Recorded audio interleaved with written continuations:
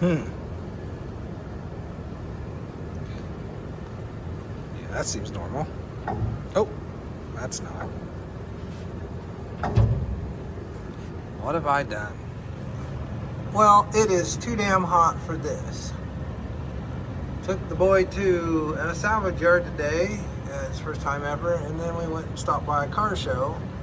And as we were leaving, I heard an odd bang. And now, depending on how you do this, the rear end's locking up. So, I don't know. But it's only short term. If you go a little farther, nope, it's actually stopped this time.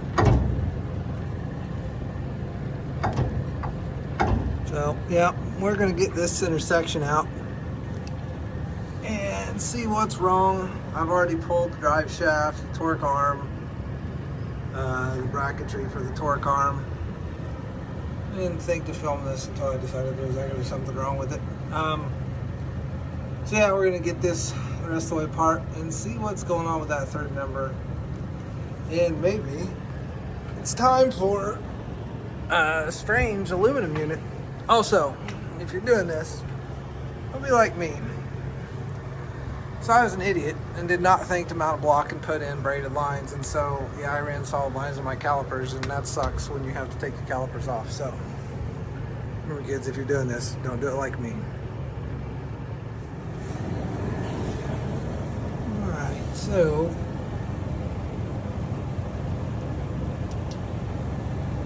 let's get it right. I just got the oil draining out, and it's not real shiny, and there's not any chunks so far that I can see, which I suppose is a good sign. So I'm gonna keep letting this drip. I'll probably let this drip out overnight. Go ahead and pull the rest of the third member in the morning. Yeah, there's kind of a lot of stuff to take off with this QA1. I mean, not a whole lot more than regular, but one of the things I found though is, so you have to pull this support bar out, the torque arm off, and then you have to support the rear end additionally to keep it from rolling down, because there's nothing to stop it from just tilting forward, if that makes any sense. So that's just something to consider if you're doing this yourself or have to do this ever. And then I think the plan is maybe revisit these e-brakes while this thing's apart and see if I can come up with a solution. The biggest issue I've got is there's no hole in this flange like there is in a stock flange to get behind and tighten the nuts that hold the retainer plate in. That's been my struggle all along.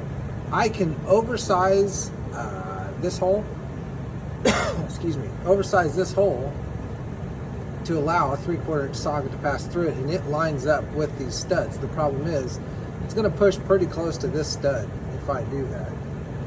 I don't have a 3/4 socket handy, but I'd really have to oversize this hole, or I'd have to start over in the middle and drill a hole right in the middle of these two, and then I'm going to have a good section of flange that doesn't have anything in it. So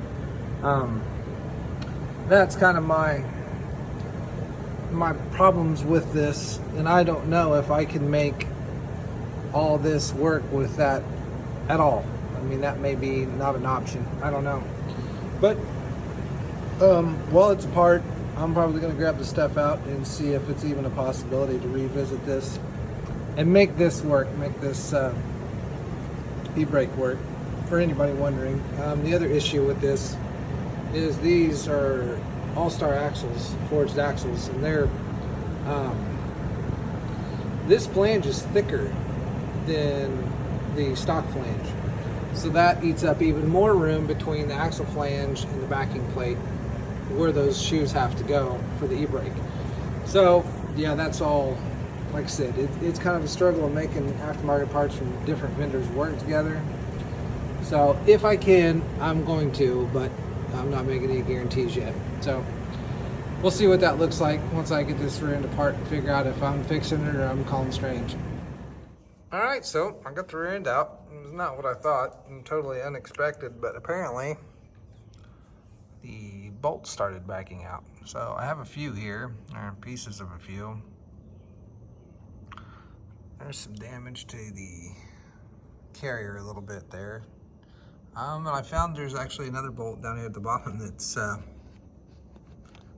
finger tight. So, I'm not sure what caused this. I mean, this rear end is about, I put this ring and pinion, or this gear set in this rear end about 7 years ago, and it's been fine. So I'm not sure what has led to the bolts backing out. I think I'll be putting them back with some thread locker, but that's if it goes back together. I guess look out for part 2, and we'll figure out what we're actually going to do with this, either fix it or replace the whole third member.